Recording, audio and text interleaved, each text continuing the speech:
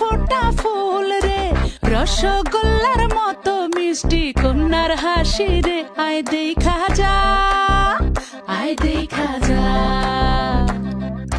দোয়েল পাখি কন্যা রে, লাউয়ের ডগা হাত রে, আতা গাছে তোতা গান গায় তারে দেখা রে। আয় শুনা যা, আয় দেখা যা, ও কচি কলা পাতা নরম তার হলুদ মাখা গায়, ও সুন্দরী কন্যা আজ আমগো নতুন ঘরে যায়। আয় দেখা যা,